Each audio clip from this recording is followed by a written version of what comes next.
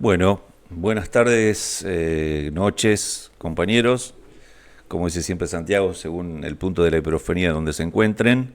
Eh, en estos momentos justo estaba mirando la movilización que hay en Plaza de Mayo en Buenos Aires por la venida de este muchacho, presidente moral autoproclamado, eh, Edmundo González Urrutia, que está con Javier Milei. Eh, bueno, en realidad esto es hace 5 horas que había una movilización en Plaza de Mayo. Hay planos cortos, por lo tanto no sé si se puede llegar a ver qué grado de masividad tiene el acto.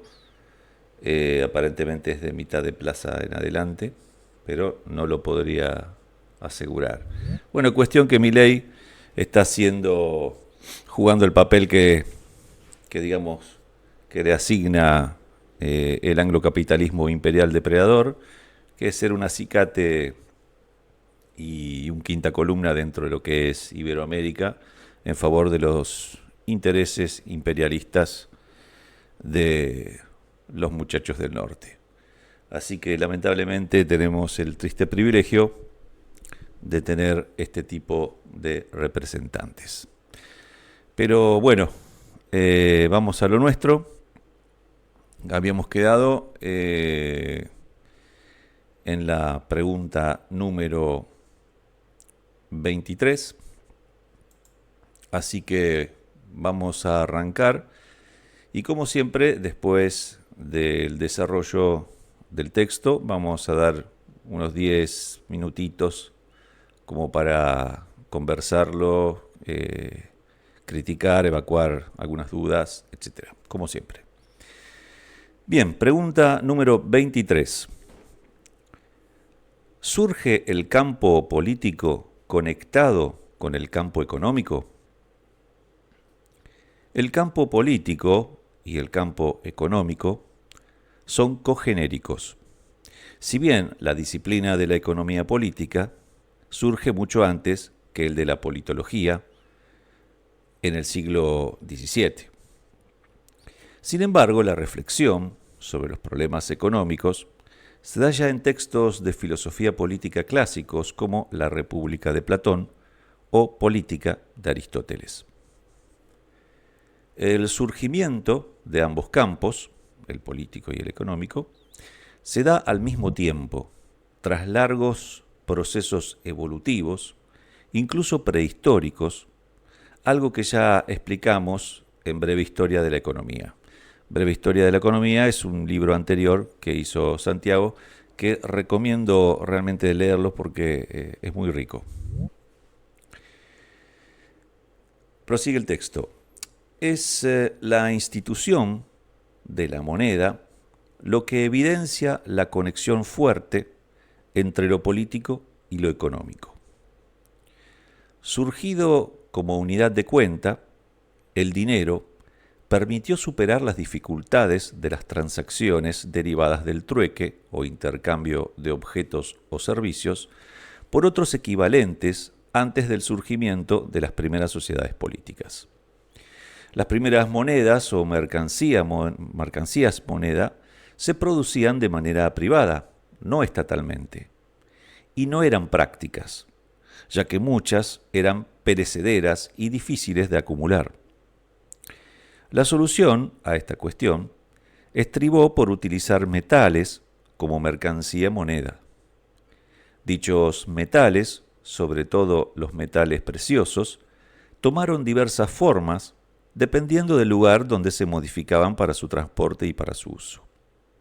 Se los conformó como lingotes, aros, polvo, placas, cuchillos y navajas. Pero la práctica del intercambio de la mercancía moneda derivó al final en una forma circular, pulida, como un disco de diversos tamaños, pero no excesivamente grande y fácilmente transportable, que permitió servir de unidad de cuenta de lo que se intercambiaba. Las primeras mercancías moneda circulares fueron halladas en Harappa y Mohenjo-Daro, actual Pakistán, y datan de los años 2500 y 1750 a.C. Pero las primeras monedas acuñadas con carácter político desde el Estado fueron las hechas en Lidia, lo que es hoy Turquía, entre el año 680 y 560 a.C., durante el reinado de Ardis II, de edad desconocida. Las primeras monedas, propiamente dichas, fueron acuñadas en una aleación natural de oro y plata, llamada electrum. Tenían un peso de 4,75 gramos y un valor de 1/3 de estátera. Cuando el rey de Persia, Darío I el Grande, 549-486 a.C., conquistó Lidia, el imperio aqueménida empezó a acuñar la moneda con validez administrativa en todo su territorio, algo que copiaron las polis griegas que los propios persas trataban de conquistar. Atenas emitió sus primeros dracmas hacia el siglo VI a.C., con un contenido en torno a los 67 gramos de plata fina. En China, las primeras monedas públicas fueron los qian de cobre. Ya en esa época, las monedas se limaban y recortaban para sacar el metal precioso que contenían, por lo que las autoridades públicas emisoras o secas trataban de rebajar la acuñación para asegurarse beneficios en el corto plazo, por lo que producían monedas de menor calidad, tanto en cobre como en bronce, equivalentes a las monedas de cobre sin pulir o de oro, con las que eran intercambiables. Así, la moneda se convierte en moneda mercancía, no confundir con mercancía moneda descrita anteriormente, debido al valor intrínseco que tenían por su acuñación y por estar hechas de plata y oro, lo que los convertía en moneda de uso corriente incluso para otros estados.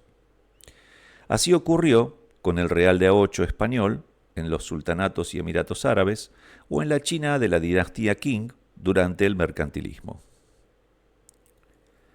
La producción de monedas, con el paso de los siglos, permitió conformar sistemas monetarios estatales que han evolucionado con el tiempo hasta llegar al papel moneda, introducido en el siglo IX después de Cristo en China, y el dinero fiduciario.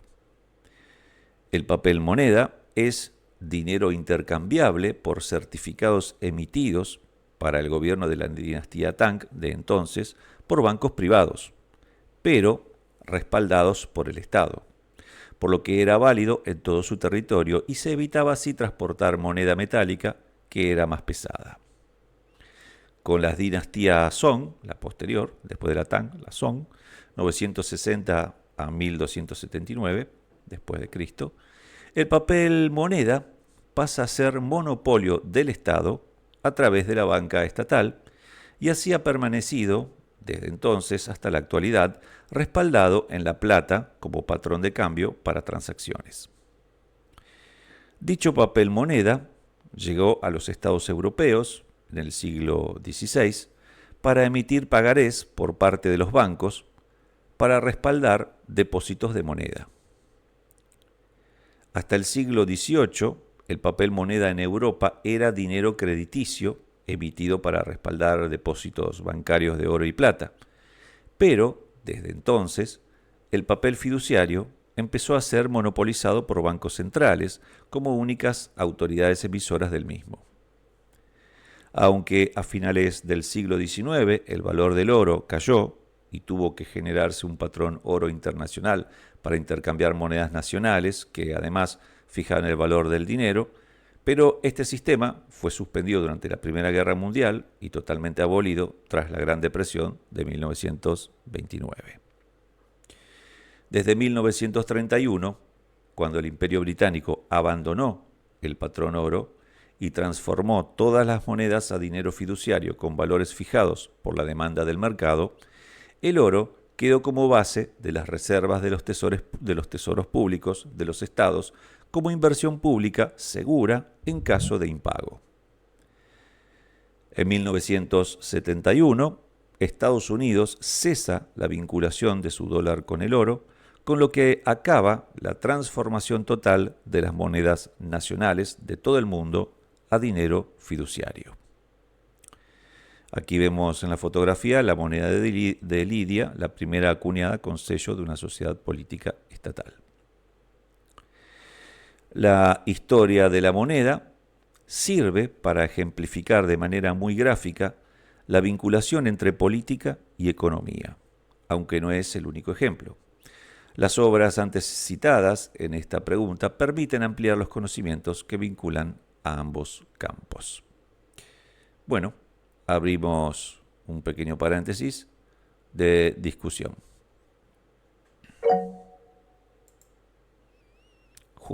Edgar. Adelante, Edgar. ¿Se me escucha? Perfecto. Sí.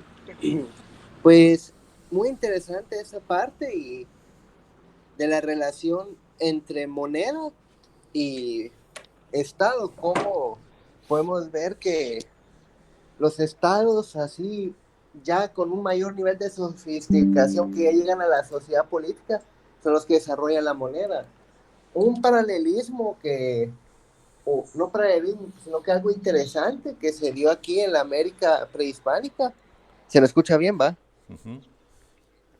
Es que no había moneda como tal, pero tampoco había como trueque como tal, sino que el cacao era usado como la moneda de cambio en muchas sociedades mesoamericanas, estoy hablando yo, no sé cómo era en el mundo incaico ni en otras sociedades, bueno, en las sociedades tribales nomádicas de lo que hoy es Argentina y Chile, pues me imagino que sí era trueque, pero en el mundo mesoamericano, aztecas, mayas y demás civilizaciones de la región, el cacao era usado como moneda, pero también se consumía, porque el cacao pues es una planta, se pudre, así que tenía una doble funcionalidad, que era moneda y instrumento ritual, religioso, porque el cacao solo podían consumir las élites de la sociedad. Más o menos tuvo el rol que tuvo la sal en Medio Oriente, que la sal era otro uso como moneda. Y eso fue una innovación muy importante, como podemos ver. Disculpen si se escucha ruido de fondo, yo cerca de la ruta y aquí pasan carros a cada rato. Pues la moneda fue una de las innovaciones más importantes de la sociedad porque permitió establecer, porque con la moneda viene lo de los pesos y las cuentas, el establecimiento de la contabilidad en su forma primitiva y los pesos. Creo que la primera unidad de peso sale de la antigua Babilonia o Asiria, que es las minas, que equivaldría creo que a 20 libras más o menos, 10 kilos por ahí. Así que con la moneda nace el sistema contable y el sistema de medidas. Así que fue una tecnología política la moneda que transformó a las sociedades profundamente porque ya sabían cuánto exactamente era el precio de una cosa y cuánto era el precio por cantidad o peso de tal cosa, lo cual facilitó y dinamizó el comercio. Así que... Sí, vos mencionaste justamente la sal. La sal era como moneda de cambio en la época del Imperio Romano. A los soldados y a los funcionarios públicos generalmente se les pagaba con sal, que en ese momento era un producto muy valioso y apreciado, ¿no? También porque la sal era imperecedera, es imperecedera en realidad, es un mineral, y servía para varios, no había en abundancia, pero servía como medida y aparte porque servía para varios eh, quehaceres humanos, ¿no? Por ejemplo, para la conservación de alimentos, también se le utilizaba como antiséptico para las heridas en la guerra, también como para detener hemorragias, etcétera, ¿no? Es decir, tenía un uso muy noble y además servía como medida, ¿no? De las cosas. Así que, y de ahí proviene también la cuestión del salario, ¿no? Se llama salario precisamente porque la sal era como un medio de pago, ¿no? En la antigüedad. Eh, Dice Román, tengo una duda, en el hipotético modo de producción comunista ya no habrá moneda mercancía, es decir, dinero, pero, se me fue, no habrá moneda mercancía, pero sí habrá algún tipo moneda u homologador del valor de cambio de lo que sea que se producirá, que no sé si todavía se llamaría mercancías. Claro, no, no sería una mercancía, sería un equivalente de pago, pero no serviría como mercancía en sí, no tendría como valor de venta, o sea, no sería intercambiable como una mercancía con valor de venta, no sería instrumento tampoco de acumulación de valor ni de especulación. Eh, es más, creo que en la escuela cibercomunista se plantea la cuestión de un sistema de pago en cuanto a horas de trabajo socialmente necesario, como una medida de intercambio, ¿no? A partir del trabajo. Y esto se haría con las plataformas digitales, es decir, dejaría incluso de existir el dinero físicamente. Dice Román, sé que a priori es imposible saber cómo será el modo de producción comunista y solo empíricamente podríamos saber qué elementos perdurarían del modo de producción anteriores. Sí, claramente. Eso siempre lo subraya Santi, que Marx lo dice en la crítica al programa de Gotha, ¿no? Que mal podemos hablar de cómo será el comunismo porque no hemos llegado, no hemos arribado todavía a ese modo de producción, si es que en algún momento llegamos. Así que sería hacer futurología. Pero, no obstante esto, la escuela, como te decía, la escuela cibercomunista, la CIPCOM, plantea como superación del dinero y de la moneda un sistema de pago a partir de plataformas digitales que tengan su sustrato en la unidad de horas de trabajo socialmente necesario. Sí, Olman, adelante. Buenas tardes. Fíjate que está bien interesante lo que mencionas de la escuela cibercomunismo, porque un posible experimento podemos ver lo que estaban haciendo en Reino Unido, que se planteó hacerlo aquí en Iberoamérica, principalmente en México, lo del 4x3, ¿verdad? Hacer el experimento de trabajar ya sea las 30 horas o 20 horas durante 4 días de la semana, de lunes a jueves, y descansar viernes, sábado y domingo. Y por supuesto que se les pague el excedente del plusvalor que ayuda a generar la persona o el sujeto. Entonces, yo creo que se podrían empezar por ese tipo de experimentos, porque cabal, ¿verdad? Román tú lo has mencionado, no se va a llegar al modo de producción comunista si no es de manera tanto cuantitativa, teórica como cualitativa, y al revés, ¿verdad? Es decir, de manera, más que todo de manera empírica, y saber de que no hay que meterse la idea de que va a ser una utopía que no va a haber pros y contras.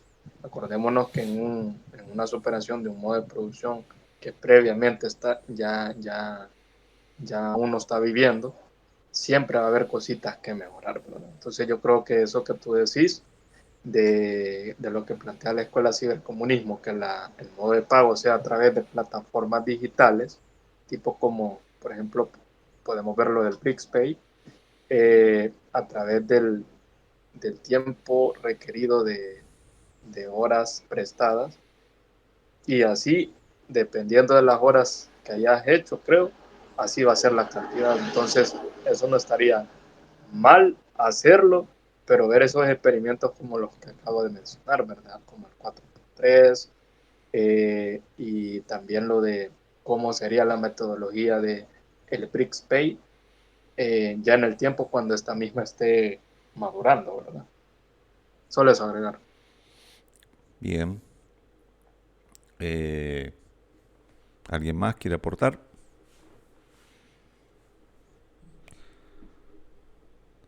Se me escucha bien, ¿cierto? ¿Se me está escuchando bien? Sí, Bien. Sí, digamos, este desarrollo que hizo un poco historizando la cuestión de la moneda, el dinero, lo que quiso hacer Sati en este capítulo, digamos, en esta pregunta, fue básicamente decir que el desarrollo de la economía y de la política son de alguna manera cogenéricas, ¿no? Es decir, es imposible el desarrollo de la economía sin un desarrollo político de las sociedades humanas. Por eso, cuando se pasa de los modos de producción a otro que genera mayor excedente y ya empieza a haber intercambio y a partir de que el intercambio no es suficiente como moneda de economía equivalencial, se necesita un equivalente universal. Ese equivalente universal, lógicamente, tiene que tener alguna autoridad que lo legitime y lo respalde. De ahí que lo económico y lo político va siempre entrelazado. Y lo que se quiso un poco recalcar en este capítulo es básicamente esto: no existe la economía en abstracto sin un sustrato político y viceversa. No puede existir lo político sin pensar en cómo el ser humano, transformando la naturaleza, produce los elementos necesarios para que las comunidades humanas tengan recurrencia en el tiempo.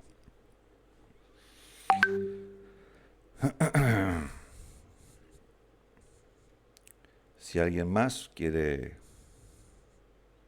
aportar. Sí, Edgar, adelante.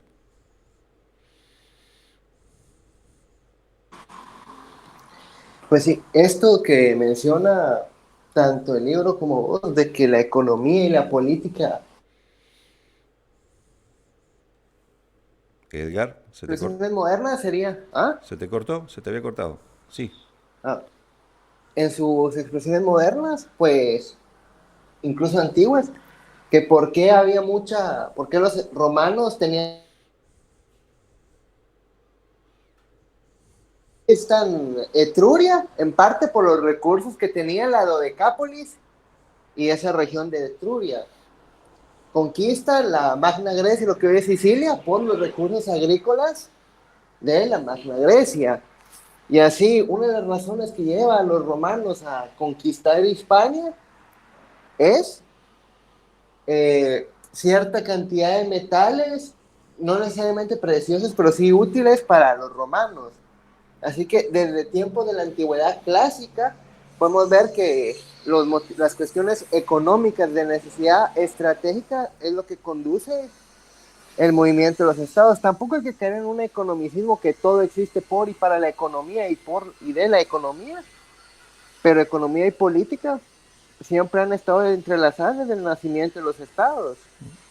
O sea, una de las razones por las cuales las civilizaciones primerizas de lo que hoy sería el Levante e Irak estuvieron en guerra tanto tiempo contra otros grupos fue para arrebatar a estos grupos humanos sus recursos o para asegurar recursos. Así que el desarrollo de la política y la economía, históricamente hablando, va en conjunto. Si podemos ver, otro ejemplo sería lo de la guerra mexicano-estadounidense, cuando Estados Unidos se roba todo el territorio norte de México. En ese momento no se había descubierto el petróleo ni se sabía para qué servía, pero había oro y otros recursos minerales y no minerales que a los estadounidenses les interesaba para potenciar su industria que tenía México, y México en ese momento estaba debilitado y en una situación de inestabilidad.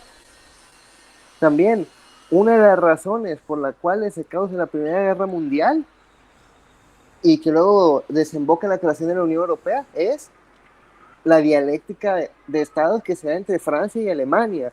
Alemania tiene mucho hierro, Francia tiene mucho carbón. Ambos se necesitan para hacer acero. El acero es un elemento básico y necesario para cualquier clase de infraestructura de producción moderna. ¿Por qué razón? Alemania ocupa Alsacia y Lorena y quería ocupar todo la meseta de Alsacia por los depósitos de carbón de la región y de hierro. Así que básicamente política y economía se desarrollan en conjunto. De ahí que la OTAN invadiera Libia y derrocara a Gaddafi, porque Gaddafi tenía un plan de unificar monetariamente a África frente a los potencias extranjeras y que eso suponía un riesgo mortal para el dominio neocolonial que Europa ejerce sobre África. Sí, Edgar, lo resumiste magistralmente. Yo siempre digo que las guerras se libran por recursos. Sean estos recursos físicos, naturales, minerales, humanos, eh, lo que sea. Guerra, política, economía, eh, como sabemos la máxima de von Clausewitz, ¿no? La guerra es la política por otros medios, y ese quiasmo, podemos hacer un quiasmo, la política es la guerra por otros medios también, y la política se hace por recursos también, o sea, es asignación de recursos, apropiación de recursos, y en esa asignación o apropiación de recursos, que dependen de decisiones políticas, va también la dialéctica, ¿no?, de clases, estados e imperios.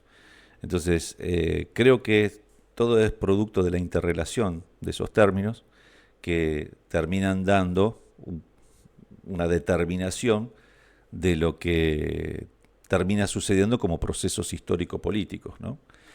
Bien dijiste vos, las guerras se libran, o por ejemplo, por decir la guerra en Irak, que libró Estados Unidos, lo libró por recursos energéticos, es decir, para apropiarse del petróleo. La guerra que hace en Ucrania es la OTAN, Estados Unidos, que arrastra a todo el resto de Europa y a la organización de la OTAN para legitimarse, también es por recursos y territorios. Que el territorio no deja de ser un recurso más, digo, ¿no?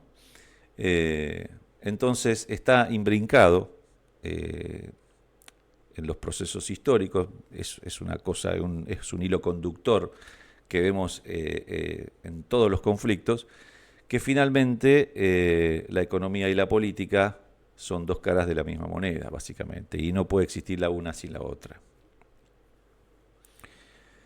Bien, vamos a proseguir entonces en la 24.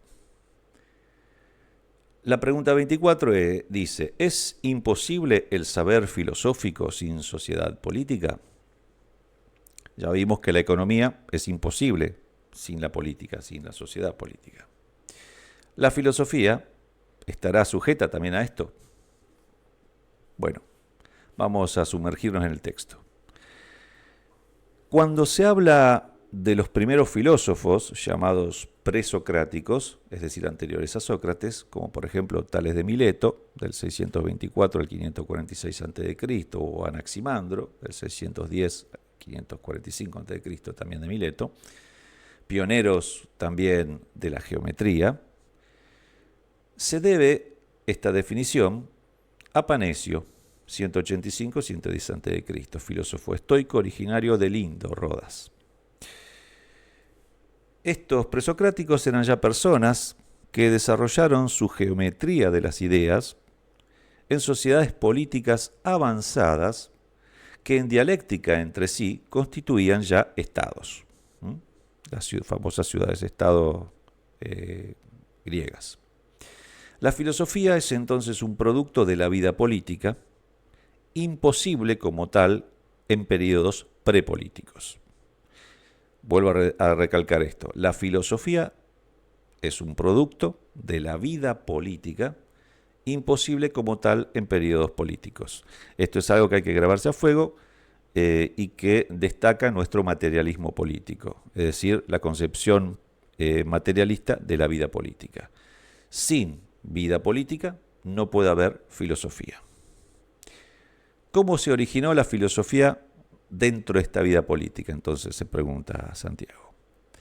Dice, la metafísica presocrática es el periodo de transición que lleva de las explicaciones del mundo mitológicas, es decir, del mitos, mediante el desarrollo de las técnicas de las relaciones político-sociales y de las primeras ciencias matemáticas, sobre todo de la geometría, hacia una nueva disciplina del conocimiento, que es la filosofía, que propiamente empezaría con Platón.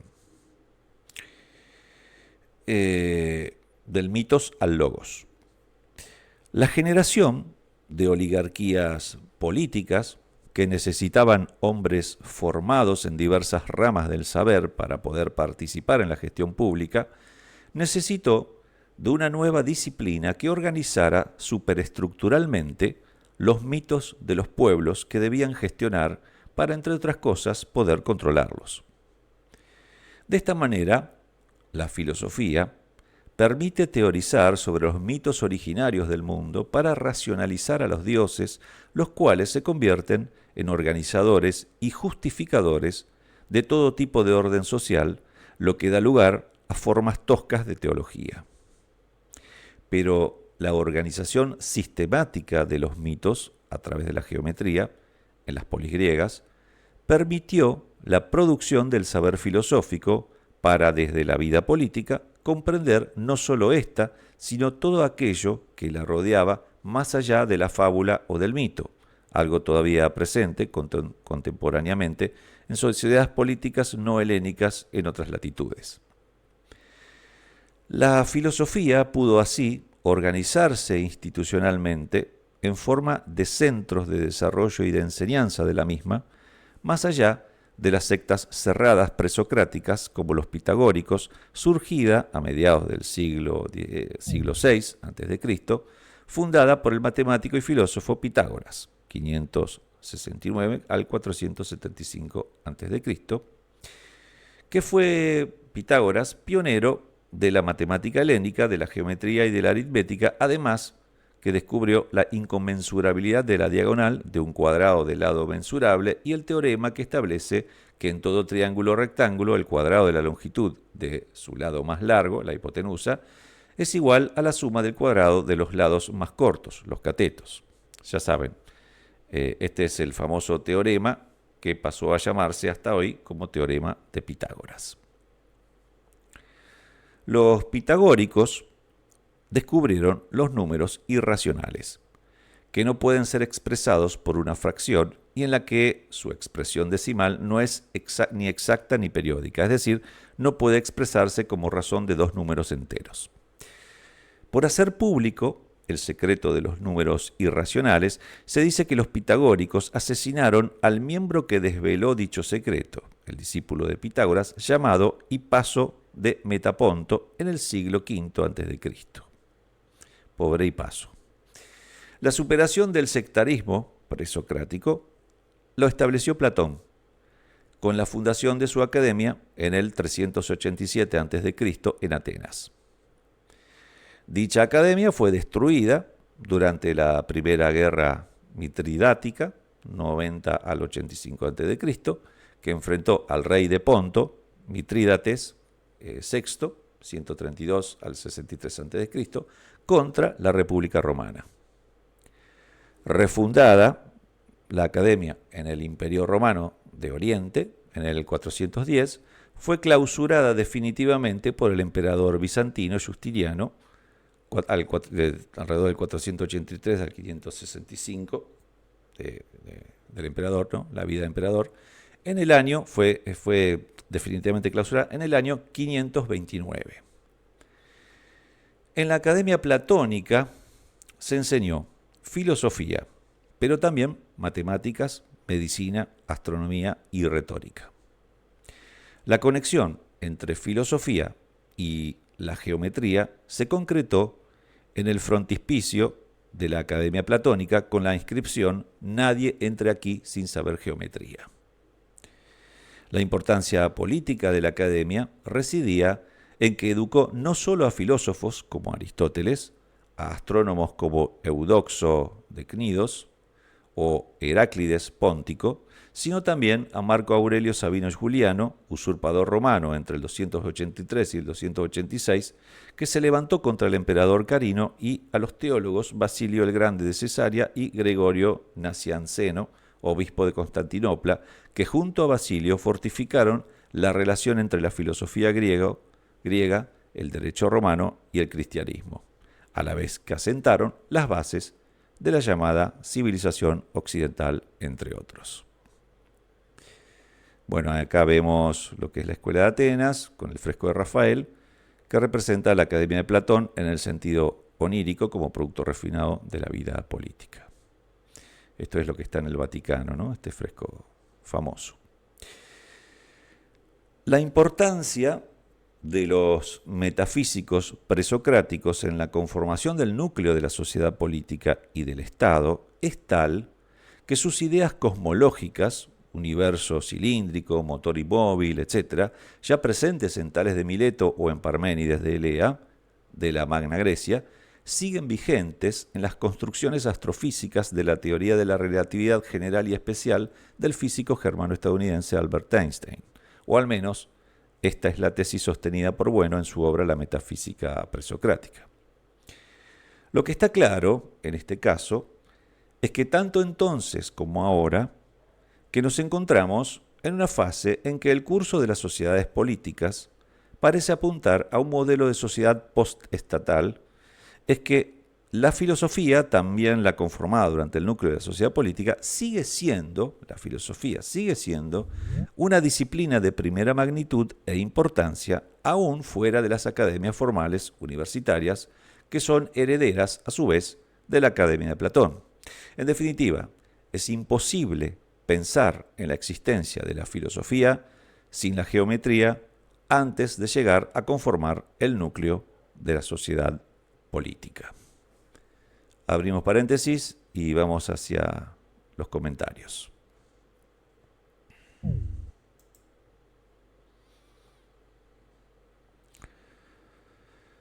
Sí, la charla está quedando grabada, como siempre, y se va a subir a YouTube lo antes posible. Y luego, sí, van a pasarlo al grupo. Sí, claro. Por si alguien se tiene que retirar o pasa algo, no se preocupen, esto va a quedar grabado. Y se va a compartir. De nada. ¿Alguien quiere aportar algo? Bueno, básicamente la conclusión. No se puede hacer filosofía fuera de las sociedades políticas, fuera de la vida política. No, la vida política y las sociedades políticas son condiciones de posibilidad sine qua non para el ejercicio y la aparición y el ejercicio de la filosofía como disciplina de conocimiento. Sí, Olman, adelante. No, y no olvidemos que estar en la vida política, o como dicen en la polis, eso tú lo inicias desde que eres un niño o una niña, sabiendo que la codeterminación de ambiente para el niño y la niña va a ser diferente en sentido de formación. Entonces te empezás esa vida política, empezás a interactuar en esa polis desde la casa, desde el hogar. Luego sales a la calle cuando empiezas a relacionarte con tus compañeritos en el kinder y vas gradualmente avanzando. Cuando ya llegas a la etapa del colegio o la escuela, si vas a un instituto público. Entonces, tú vas gradualmente avanzando en esa polis y ahí vas materializando tu saber filosófico. Y recordémonos que las disciplinas como la geometría, como la matemática, te van a ayudar a entender el ambiente complejo, además de interactuar con la gente, el ambiente complejo que te rodea. Hoy en día, la virtualización es parte ya actualmente de nuestra polis, que en parte nos facilita esto que estamos haciendo ahorita, participar en esta formación autodidacta virtual, y nos facilita la interacción.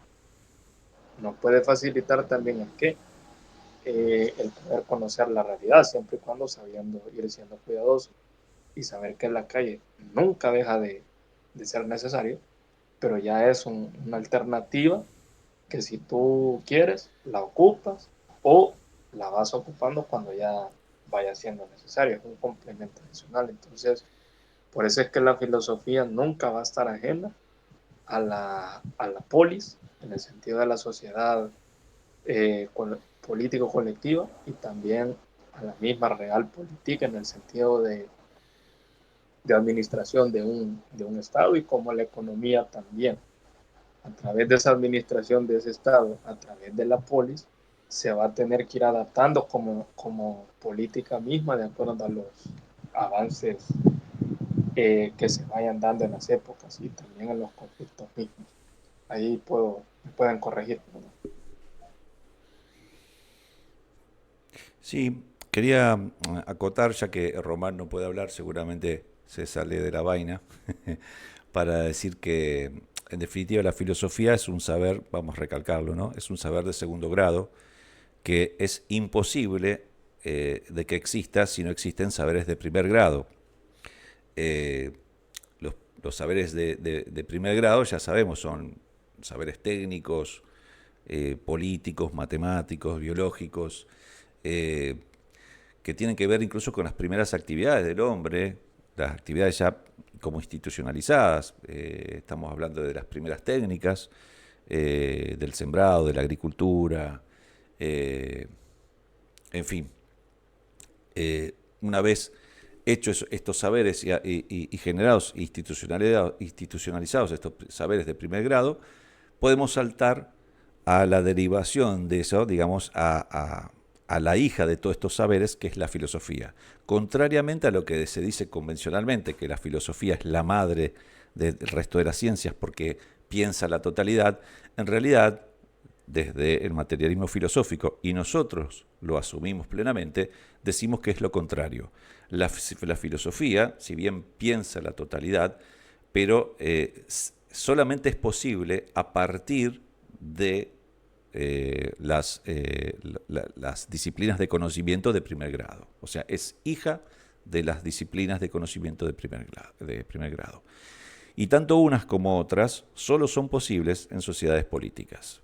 Sin el contexto de las sociedades políticas es imposible el conocimiento complejo, el conocimiento humano complejo. Así que un poco el resumencito de este desarrollo sería ese. Sí, Olman, adelante. Quisiera hacer una pregunta. Mm. ¿Tú, Mariano, o alguien acá de los compañeros recomendaría a una persona que tenga en una biblioteca modesta que tiene en su casa los libros de álgebra de Baldor, geometría de Baldor y aritmética de Baldor por cualquier cosita? A ver, Ahí agradecería sí, esa. mira, no sé si específicamente eso. A ver, yo no soy tampoco matemático. Lo que sí que, claro, nosotros todos estamos de alguna manera institucionalizados y escolarizados. Todos en la que es la escolarización primaria y secundaria damos materias elementales, damos aritmética, álgebra, geometría, como así también otras disciplinas del saber. ¿Qué quiere decir esto? Que las sociedades políticas preparan a sus sujetos, a sus miembros, para que puedan asumir estos conocimientos y puedan desarrollarlos más allá. Esto es fundamental y elemental. Ahora, que las sociedades actuales occidentales modernas haya un aprovechamiento de sus miembros de todos estos conocimientos, bueno, yo tengo mis serias dudas, sobre todo viendo las redes sociales o viendo la televisión o viendo todo lo que son las redes comunicacionales, donde uno puede ver si hay o no aprovechamiento de estos saberes. A mí me queda la duda, pero por lo menos la, la educación institucionalizada desde el Estado pretende o tiene la pretensión de educar, digamos, a sus miembros, digamos, a los sujetos de esos estados. De ahí que puedan ser aprovechables esos conocimientos y poder elevar a la población. Hoy por hoy, en realidad, las élites dominantes, eh, a través de canales distintos a los estatales, están haciendo la acción contraria. Es decir, deseducando al soberano, por decirlo de alguna manera, o introduciendo realmente elementos que interfieren en la elevación de los sujetos, ¿no? Por eso uno ve a veces estos extractos en la televisión o en las redes sociales o en los videos, YouTube, o lo que sea, que preguntan hacia los transeúntes preguntas al azar, incluso algunas preguntas elementales, y la gente realmente hace agua, no puede responder.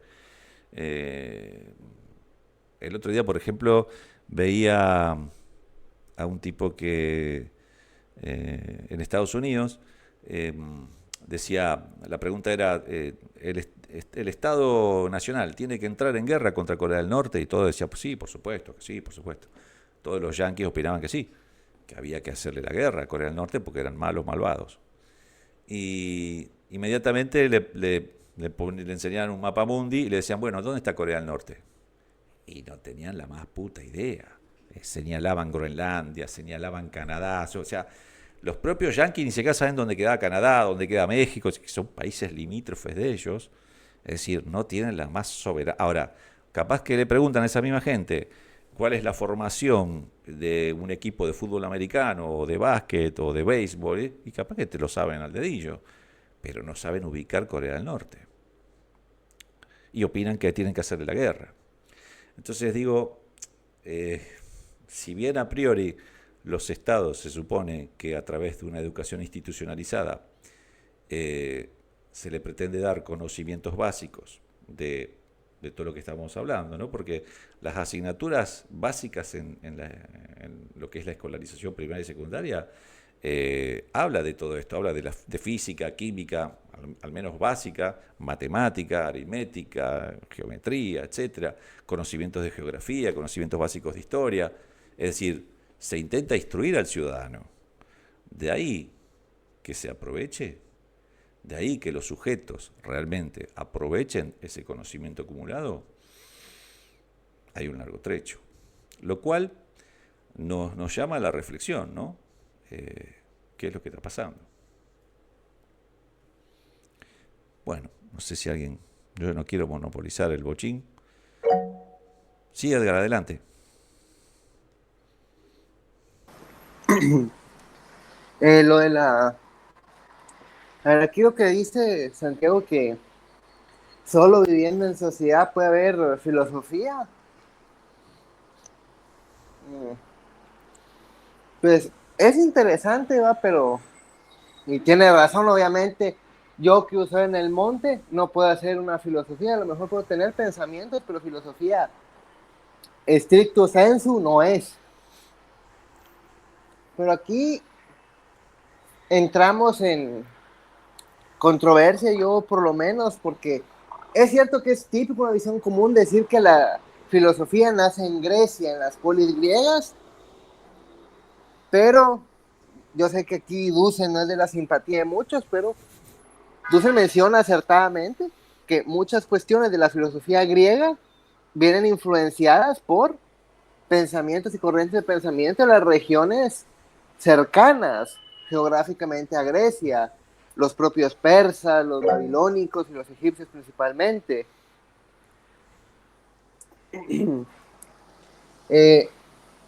Y también lo que menciona de la comunidad y la filosofía.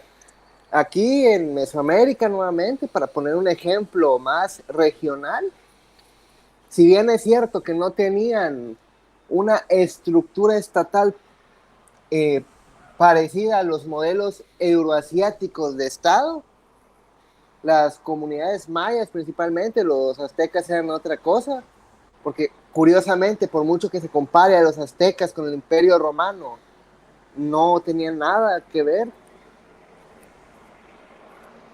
Es que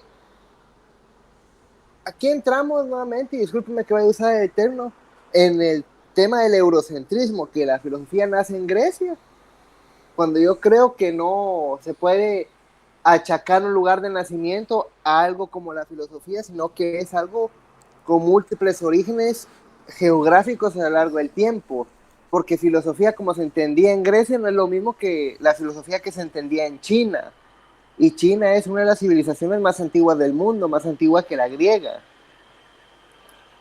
Así que esa es la duda que yo tengo. ¿Se puede decir que verdaderamente nace la filosofía en Grecia?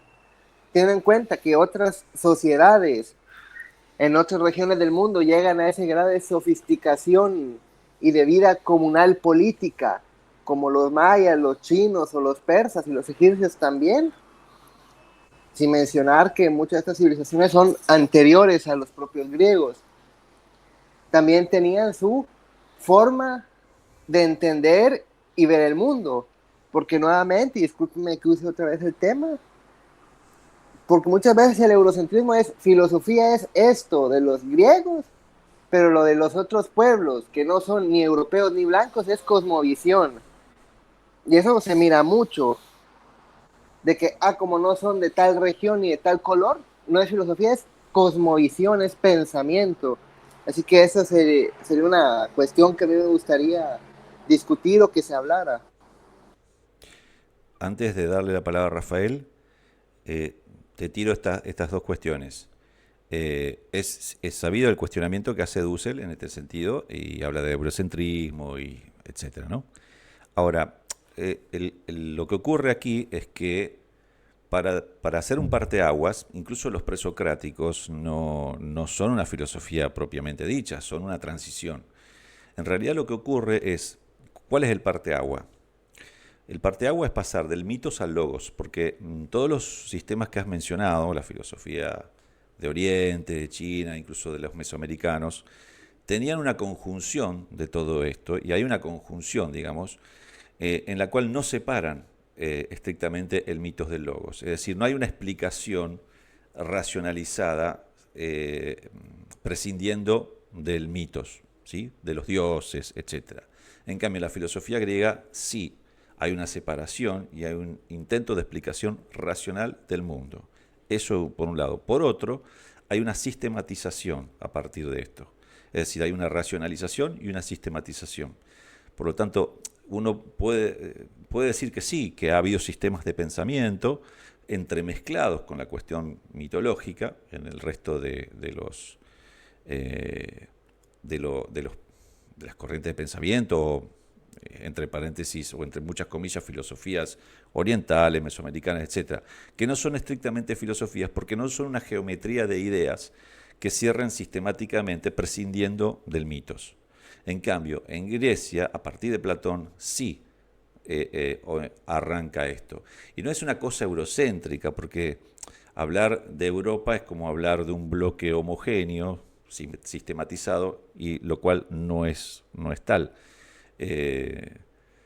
Sabemos que es una oceanosis de distintos etnias y pueblos que incluso se enfrentan a muerte entre sí. Por lo tanto, hablar de una Europa, ni siquiera ahora pueden juntarse en la Unión Europea. Pero sí, eso es un argumento muy remanido de Dussel, que habla de que como que hay una pretensión eurocéntrica de autoatribuirse y de que esto es en realidad un producto del romanticismo alemán y de la filosofía alemana, que sistematizó de esta manera y que determinó que la filosofía arranca en Grecia y que ellos, los alemanes, serían los herederos de esto. Este es el argumento de Dussel.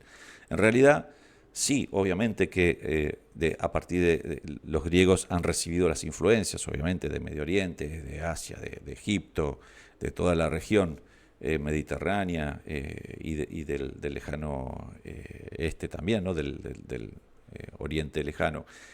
Sin embargo, se puede decir que a partir de Platón se empieza a sistematizar un proceso racional de pensamiento que se va construyendo como una geometría de ideas prescindiendo del mitos, ¿sí?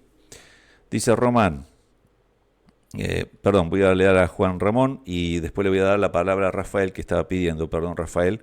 Dice, sí, la filosofía nace en Grecia, pero eso es tema para otro día. En el curso Materialismo Político de Beatriz Galindo se explica, pero también se puede encontrar en otra parte. La filosofía, como la conocemos, sí nace en Grecia con Sócrates, dice. Bueno, Román dice, lo que se entiende como filosofía sistemática nace en Grecia, pero en otras latitudes también hay filosofía asistemática. Bueno, lo que estábamos charlando. La filosofía es la forma en la que relacionamos las ideas de las que disponemos. En ese sentido, todas las sociedades han desarrollado algún tipo de filosofía, pero quienes sistematizaron este saber fueron los griegos.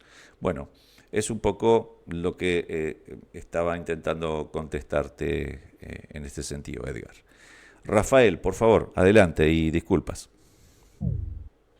Sí, yo creo que ahí también es clave hacer la distinción entre lo que es como nacimiento, origen y el comienzo.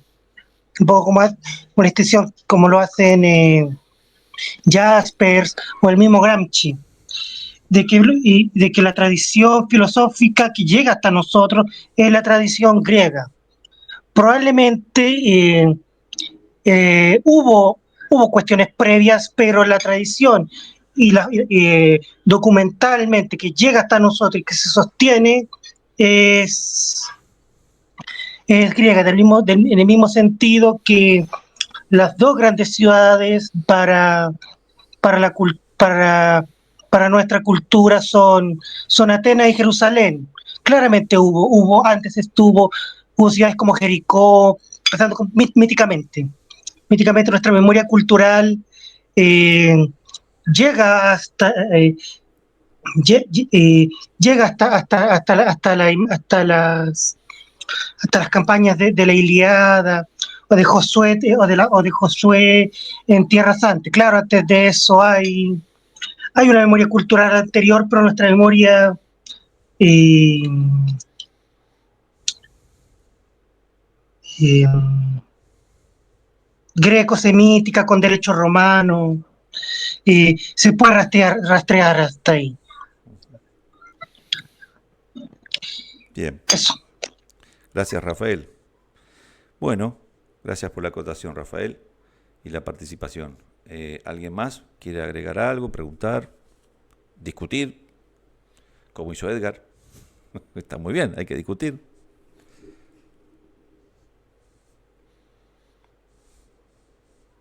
Bien. Bueno, si les parece entonces, vamos a la última pregunta de hoy. 25. ¿Existirían las ciencias sin el Estado?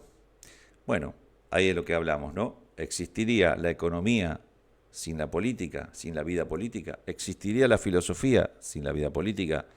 Y ahora nos preguntamos, ¿existirían las ciencias sin el Estado?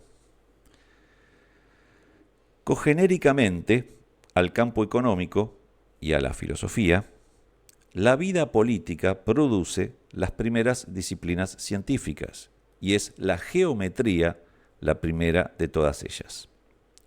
La vida política ha producido los materiales históricos necesarios, reliquias y relatos, que permiten reconstruir la historia de las ciencias positivas de tal manera que sea imposible rastrear tales materiales en filiarquías anteriores y menos aún en sociedades naturales de homínidos prehistóricos, aun cuando de manera tosca estas sociedades transformaran los mismos materiales que las ciencias positivas transformaron después, gracias a las técnicas desarrolladas por estas mismas sociedades. En la vida prepolítica, prehistórica, se producen los elementos y fenómenos de la prehistoria de las ciencias. También durante la vida política, hasta que el curso de la misma no avanza hacia los estados modernos durante la época del mercantilismo, finales del siglo XV y a finales del siglo XVIII, e incluso todavía hasta el modo de producción capitalista en los a priori inicios de su fase política postestatal, se han producido esos elementos precientíficos que sólo desde la historia interna de las propias ciencias pueden ser justificados como tales. No es el descubrimiento y producción de un fenómeno lo que nos permite entender algo como científico, sino su justificación dentro del campo interno de la ciencia que le corresponda, lo que nos permite entender dicho descubrimiento como tal. Mientras tanto, hasta esa justificación interna en su campo, lo que producen organizadamente las personas son técnicas, manufactura, cuyas metodologías, con las ciencias ya existentes, dan lugar a la tecnología.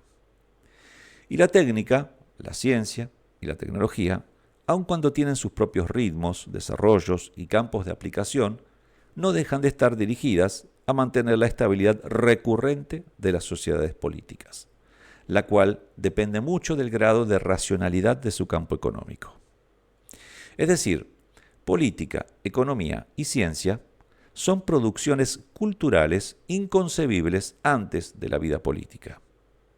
Y la tecnología es el producto más refinado de la relación entre las tres, porque a través de esta, de la tecnología, los descubrimientos científicos permiten el enriquecimiento de las clases sociales dueñas legales de los medios de producción de la riqueza social.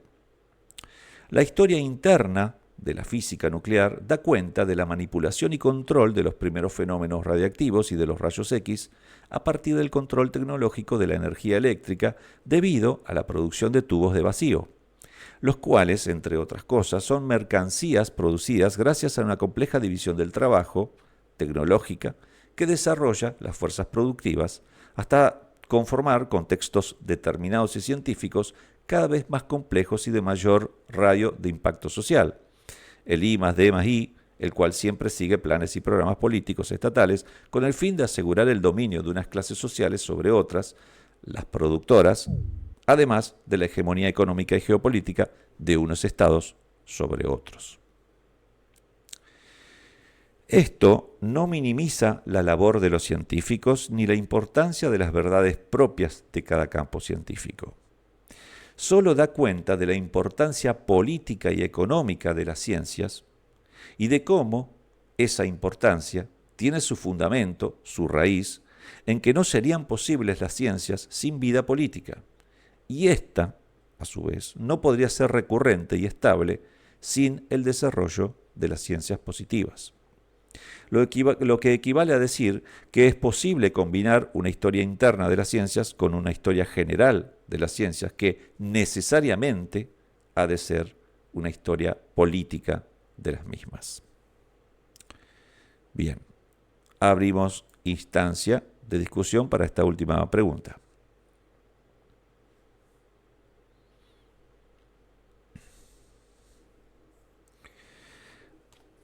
La relación propiamente entre ciencia, Estado, ciencia, sociedad política. Si hay viabilidad o no de la ciencia fuera de lo que es la vida política o fuera de la sociedad política.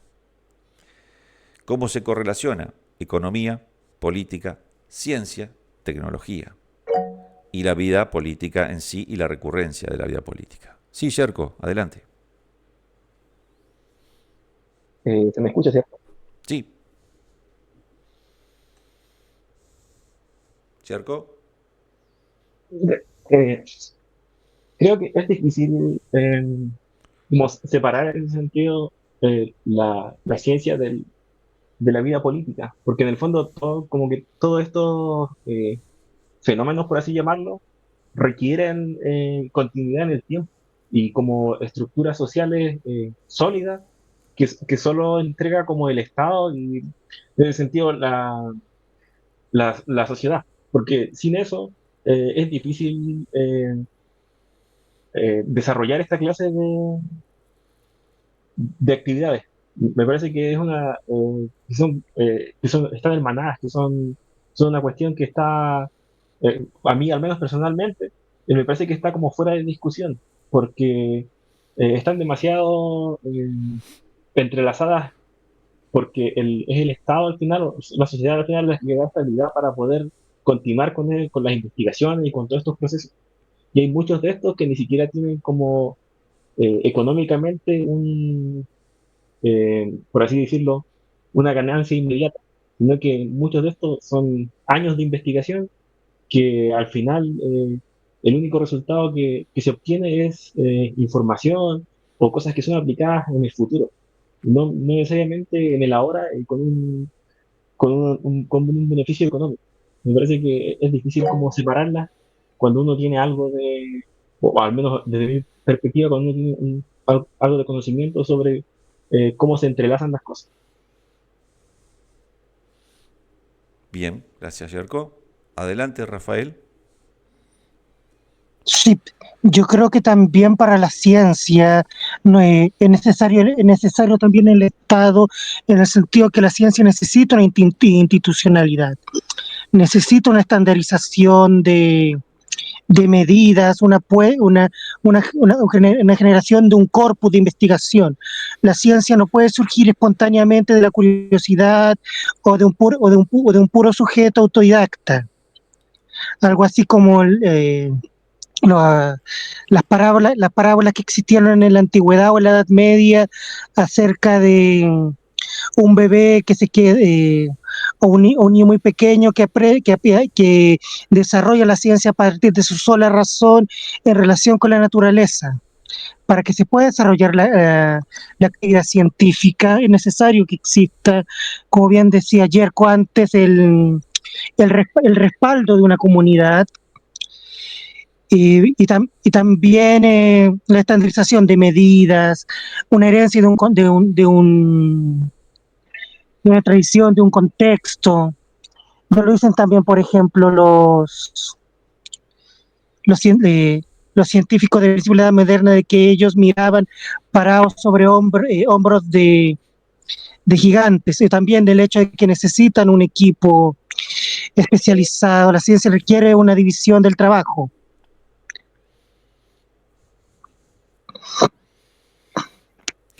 Sí, ustedes saben que con respecto a la ciencia, Gustavo Bueno desarrolló una teoría, digamos, filosófica de lo que de la ciencia, eh, cuyo, digamos, cuyo núcleo, ¿no? Él lo hace a partir de lo que es, digamos, el espacio gnosiológico, ¿no? Con los tres ejes, bueno, el sintáctico, el semántico, el pragmático y todos los entrecruzamientos que después va generando, ¿no? Términos, operaciones, relaciones, bueno, etcétera, ¿no? Eso, si quieren ahondar, yo después los invito a que, si quieren profundizar, busquen un poco esta cuestión, ¿no? Ahora bien, todo lo que es la cuestión de la ciencia y la definición del campo de la ciencia, si bien tiene verdades propias, ¿no? Teoremas, que lo denomina Gustavo Bueno, las ciencias no pueden prescindir, primero que no pueden producirse fuera de lo político, fuera de la vida política. No puede existir ciencia fuera de la vida política. Es decir, se necesita un grado determinado de complejidad y desarrollo de las sociedades políticas para que los sujetos inmersos dentro de esas sociedades políticas puedan desarrollar actividad científica, puedan realizar ciencia. Pero, no obstante esto, la ciencia, más allá de que no puede ir escindida de la sociedad política, también es instrumentalizada por las capas superiores, las capas dominantes o las clases dominantes de esa misma sociedad política. De ahí que la actividad científica siempre va dirigida políticamente a partir de las clases dominantes de esas sociedades políticas. Es decir, cuando se piensa en el desarrollo de tal o cual cosa, se la piensa en términos de asegurar la recurrencia de la sociedad política y del statu quo de esa sociedad política. Es decir, las clases dominantes no invierten, por ejemplo, en cualquier cosa de la ciencia. Invierten generalmente en algo que tenga que ver prospectivamente con asegurarle el statu quo, con el asegurarle el poder, con el asegurarle la inversión dentro del campo económico, por ejemplo, que a su vez le asegure un rédito a esas capas dominantes. Piensen, por ejemplo, ustedes en la máquina del vapor, cómo se invierte en la investigación para generar la máquina del vapor, y esa máquina del vapor se pone al servicio del modo de producción capitalista. Esto es un ejemplo claro. Por lo tanto, de nuevo, política, economía, ciencia van entrelazados y generan la tecnología, que es la herramienta de aseguramiento de la recurrencia en el tiempo de esa sociedad política.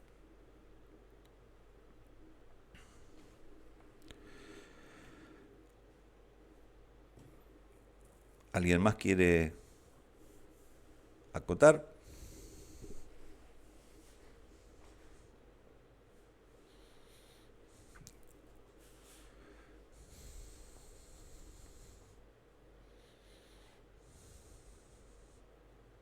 Bueno. Adelante, Olman.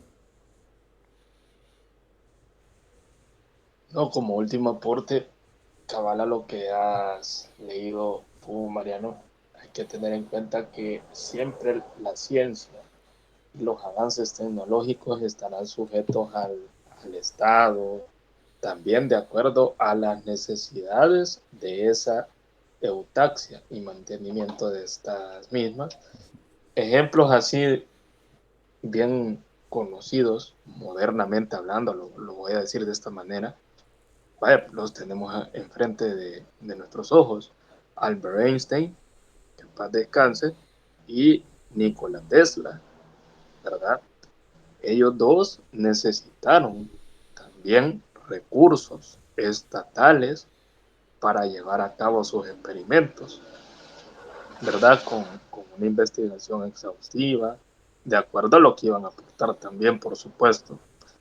Y sin dejar a un lado, en el caso de la bomba atómica, adaptándola en sentido estatal estadounidense, también, ¿verdad? Que aquí acaba de aportar Yerko, la educación que recibieron, eso fue un valor adicional clave. También Oppenheimer, que adaptó los recursos, una investigación exhaustiva para la materialización de la bomba atómica. Entonces, con esos tres ejemplos mencionados, podemos ver cómo la tecnología no va a ser ajena a la vida política y a la formalización del Estado mismo a través de la realpolitik y el mantenimiento de la eutaxia. Eso que has dicho también es cierto, Mariano. Las élites van a invertir en tecnología de acuerdo a la necesidad de ahorita para el mantenimiento de ese status quo o de esa eutaxia de la cual nosotros venimos siendo parte, para bien o para mal. Así que pueden corregirme en lo que he dicho. Gracias. Sí, gracias, Olman, y gracias a lo que aportan. Sí, tengan en cuenta que el Estado no es una institucionalización que está por encima de la sociedad, sino que es parte de la sociedad y aparte es una herramienta, un elemento de dominación de clase. No es neutral, el Estado nunca es neutral en una sociedad de clases. Por lo tanto, que el Estado invierta direccionando recursos, pero ese Estado, a su vez, está colonizado o está dominado por un bloque social determinado que hace que el Estado actúe de determinada manera o asignando recursos hacia tal o cual dirección.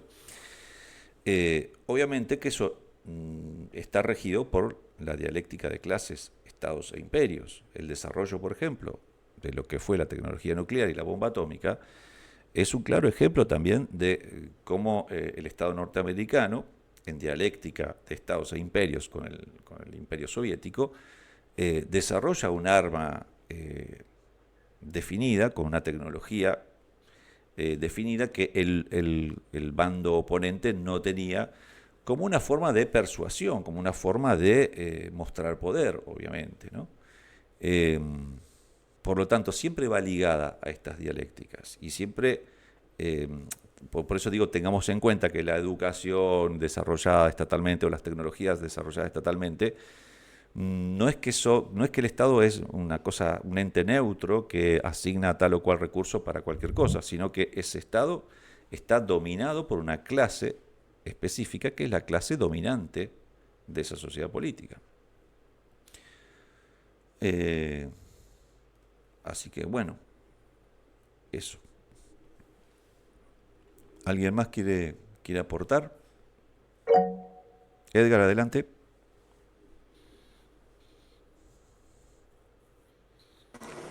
volviendo al tema que la ciencia depende del Estado hasta cierto punto.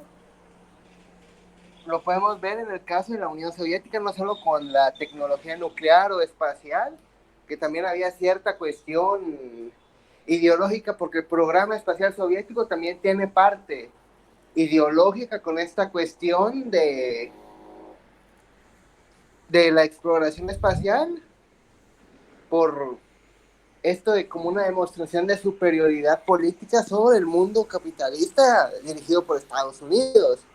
Y en la Unión Soviética, para que vean la relación entre política y ciencia, en los primeros años de la existencia de la ciencia cibernética, del 50 al 52, en la URSS estaba proscrita, no literalmente, sino que no, estaba desincentivada por parte del gobierno de Stalin, porque era vista como una ciencia muy burguesa y muy occidental. Pero a partir de eso se remueve esta prohibición, e incluso los cibernéticos soviéticos llegan a planear el OGAS. El OGAS era un plan para mejorar el sistema de planificación económica de la Unión Soviética a través de la computarización y la cibernetización de los procesos de planificación y cálculo. Básicamente iba a ser como una especie de internet soviético en los 60s. Y una de las razones por las cuales la URSS no inventó el celular, porque el primer prototipo de teléfono móvil de la historia, por mucho que esté el chiste de los comunistas con iPhone y tal, el celular existe porque fue un invento de la Unión Soviética. Claro que políticamente se decidió no implementar esa tecnología porque no era vista como necesaria. Y ese fue uno de los múltiples errores del Politburó, porque a partir de la muerte de Stalin, el Politburó, con Khrushchev y luego con Brezhnev, se va a la basura, está lleno de incompetentes, curiosamente la mayoría de ellos ucranianos, corruptos también, y el único que iba a poner la URSS de vuelta en buen camino era Andropov, pero es otro tema. Así que, en primer lugar, no puede haber ciencia, tecnología ni innovación en una sociedad no política, porque necesitas política, necesitas estructuras económicas, estructuras académicas, estructuras de infraestructura para transportar los recursos, para transformarlos y para utilizarlos en el proceso de experimentación y descubrimiento, en la fabricación de lo que estés investigando. O sea, una comunidad, digamos, una comuna anarquista, así utópica, no de anarquistas ya más racionales como los sindicalistas, sino que típico anarquista utópico, no va a poder desarrollar grandes capacidades tecnológicas porque no hay un poder político centralizado que indique hasta qué dirección tiene que moverse. Y si algo se ha visto en la historia humana es que cuando no hay un poder político que centralice las directivas científicas, los científicos hacen lo que se les dé la regalada gana. Y siempre ha terminado pues en un montón de desperdicio de recursos, de tiempo y de vidas, o en ya auténticas atrocidades. Aunque bueno, muchas atrocidades cometidas en el nombre de la ciencia, que la gente hoy en día a veces cientificista le atribuye cualidades morales, filosóficas trascendentes y superiores al proceso científico, cuando no es así, fueron dirigidas por los estados. Pero para cerrar, la ciencia es uno de los mecanismos políticos de innovación que tiene un estado para adquirir ventajas sobre otro, porque tenemos que recordar que hay dialéctica entre los estados. Por ejemplo, Cartago y Roma, voy a poner muchos ejemplos, he puesto muchos ejemplos de la Edad Clásica porque son los más obvios. En las guerras púnicas, los romanos tenían tecnologías navales inferiores y tácticas navales inferiores también a los cartagineses. ¿Qué hacen los romanos? Como no pueden luchar una guerra de superioridad naval, lo que hacen es transformar tecnológicamente sus barcos para que tuviesen una especie de mecanismo con púas de metal para clavarse en los barcos de Cartago y convertir las batallas navales en batallas terrestres luchadas en los barcos. Y así es como capturan a la flota cartaginesa y ganan las guerras púnicas. Así que ahí podemos ver cómo esa tecnología se desarrolló con el único propósito de obtener una ventaja militar, táctico, estratégica sobre Cartago y destruirlo como rival geopolítico. Así que concuerdo con lo que menciona el libro de que no puede existir tecnología o ciencia como la conocemos y entendemos, porque una cosa es la ciencia y la tecnología ontológicamente hablada, y otra es como la entendemos nosotros, como la conocemos. Así que sin Estados en una sociedad política que organice la ciencia, no puede existir ciencia ni tecnología. Sí, recordemos que trajiste lo de LOGAS, que son digamos, las siglas de lo que era un sistema nacional de automatización y contabilidad y procesamiento de la información. Esto eran los primeros escarceos o los intentos de computarización y procesamiento de datos que se intentó hacer en la Unión Soviética. El que lo intentó llevar a cabo, digamos, lo ideó fue Víctor Glushkov, que hacia principio de la década del 60 quería implementar esto, que se trataba básicamente de 20.000 terminales de fábricas y centros de consumo que iban a estar conectadas a 200 centros de cómputos que a su vez iban a remitirse a mayor centralización de datos, y la idea era el procesamiento de la información económica, en tanto de la producción y del consumo, para tener una planificación más racional, digamos, de la economía a nivel soviético.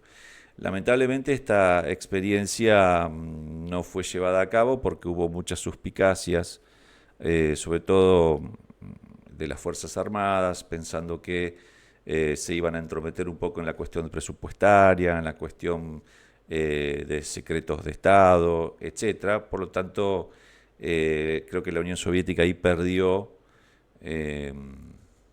una oportunidad de oro, creo yo, para modernizar lo que hubiese sido un sistema de planificación cibernético.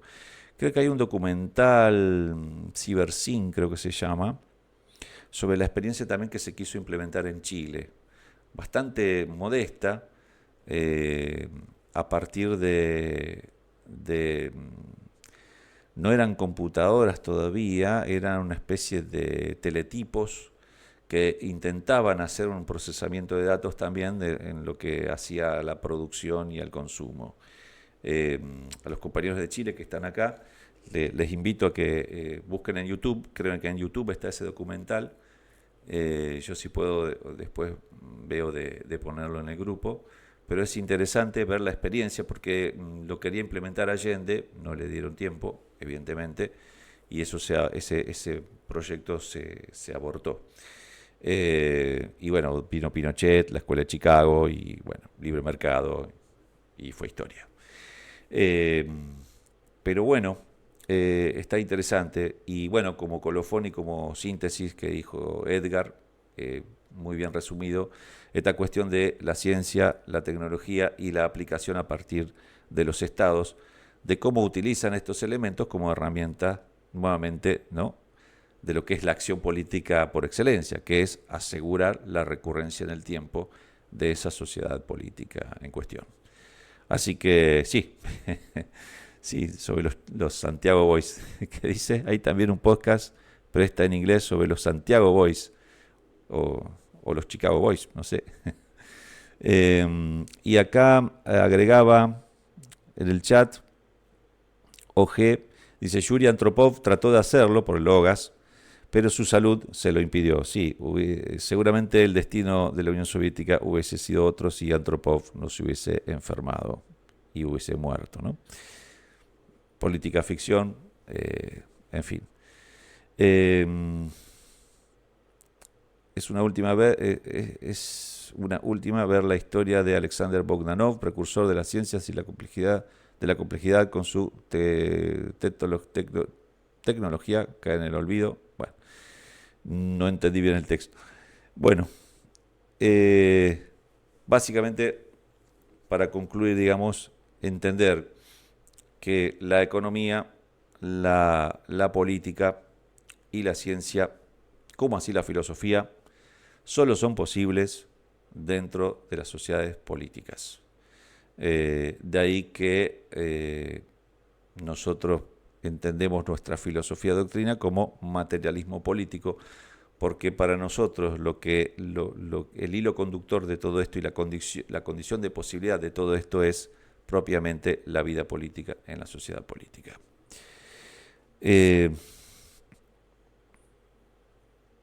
Bien, cuenta la historia del proto-internet de Allende. Bien, ahí dejaron un enlace.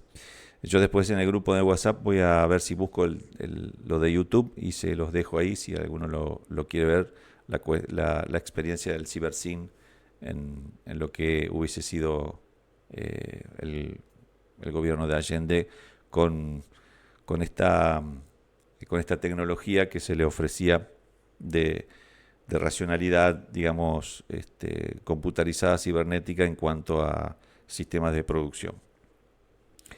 Así que, bueno, si alguien más quiere acotar alguna cuestión, es ahora o calle para siempre, porque ya vamos por la hora y pico del encuentro y vamos a ir cerrando este encuentro. Así que nada, si alguien quiere acotar algo. Bien. Bueno, gracias por estar, camaradas. Vamos a reencontrarnos el sábado que viene con las siguientes 3, 4 preguntas, según lo que nos dé el tiempo.